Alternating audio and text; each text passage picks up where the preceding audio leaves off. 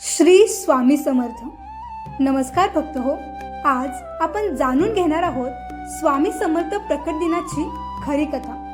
स्वामी समर्थ महाराज जे अखिल विश्वाचे पालन करते आहे. जेवढे प्रेमळ तेवढेच करुणामय, जेवढे दयाळू तेवढेच कठोर शिस्त राखणारे. स्वामी समर्थ म्हणजेच अक्कलकोटचे महान संत श्री स्वामी समर्थ महाराज, ज्यांच्या कृपेमुळे अनेक भक्तांचे जीवन बदलले, संकट दूर झाले आणि त्यांना चमत्कारांचा अनुभव आला.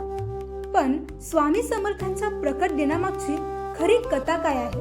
कसा झाला त्यांचा अवतार आणि का आजपर्यंत लाखो भक्त त्यांच्या कृपेमध्ये जगतात? चला जाणून घेऊया ही स्वामी समर्थ महाराज म्हणजेच दत्तावतार, ज्यांचा उगम त्रेतायुगात दत्तात्रेय भगवंतांच्या रूपात झाला. अनेक वर्षापासून स्वामी समर्थ महाराज विविध स्थळांवर भ्रमण करत राहिले. त्यांचे ठिकाण कधी गूढ जंगलात असे तर कधी प्राचीन मंदिरात. कथेनुसार स्वामी समर्थ महाराजांनी अनेक वर्ष गाणगापूर, काशी, प्रयाग, गयामध्ये तपस्या केली. भटकंती करताना ते लोकांना शिकवत असत, मार्गदर्शन करत असत आणि भक्तांना संकटांमधून सोडवत असत. पण त्यांच्या प्रकट दिनाचं खरं रहस्य त्याचं अक्कलकोटला येणं होतं. स्वामी समर्थ महाराजांचं अक्कलकोटमध्ये येणं म्हणजे भक्तांसाठी अत्यंत पवित्र घटना होती. कथेनुसार 1856च्या आसपास स्वामी समर्थ महाराज अक्कलकोटमध्ये आले. त्यावेळी अक्कलकोट हे एक शांत पण गरिबीने झळलेलं गाव होतं. गावात लोक विविध संकटांनी त्रस्त होते. दारिद्र्य, रोगराई आणि मानसिक पीडा.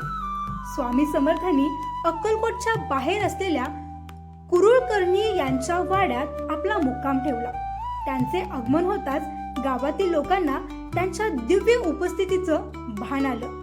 स्वामी समर्थांची महानता, त्यांची साधी राहणी आणि त्यांच्या वाणीची ताकद लोकांना आकर्षित करू लागली.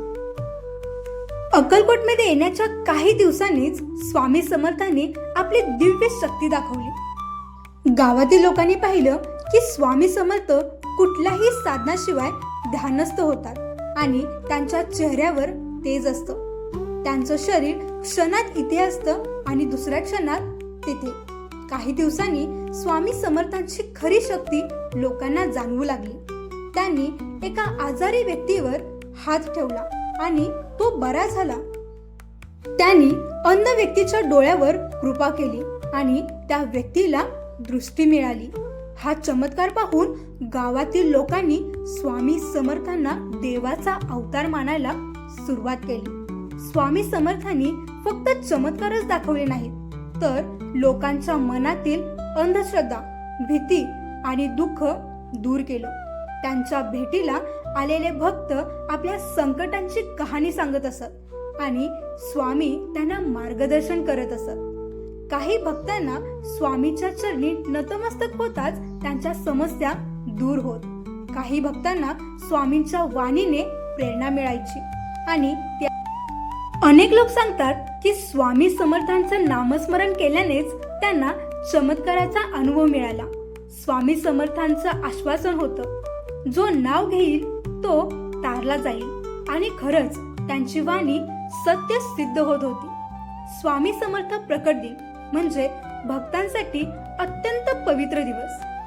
या दिवशी भक्त त्यांच्या चरणी नतमस्तक होतात, नामस्मरण करतात आणि त्यांचा आशीर्वाद मिळवतात. स्वामी समर्थ प्रकट दिन हा केवळ एका चमत्काराची आठवण नाही तर भक्तांच्या श्रद्धेचा आणि भक्तीचा दिवस आहे. ही कथा केवळ स्वामींच्या शक्तीची गोष्ट नाही तर त्यांच्या अनंत करुणेची, दयाळूपणाची आणि प्रेमाची साक्ष आहे. आता याचा समारोप पाहू.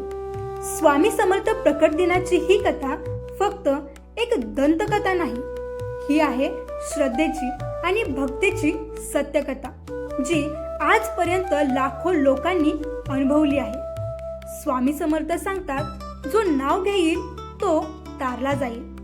त्या दिवशी अक्कलकोटमध्ये प्रकट झालेल्या त्या महापुरुषाचं तेज आजही आपल्या मनात झळकतं.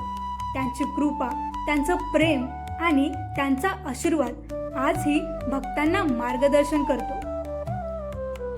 भक्त हो, या स्वामी समर्थ प्रकट दिनाच्या निमित्ताने तुम्हीही त्यांचं नामस्मरण करा. स्वामी समर्थांचा आशीर्वाद तुमच्या जीवनात सुख, शांती आणि यश घेऊन येईल. शेवटी कमेंटमध्ये श्री स्वामी समर्थ लिहायला विसरू नका. आणि जर हा व्हिडिओ आवडला असेल याला लाईक आणि चॅनलला सबस्क्राईब आणि तुमचे काही प्रश्न असतील तर ते कमेंटमध्ये नक्कीच विचारा. श्री स्वामी समर्थ.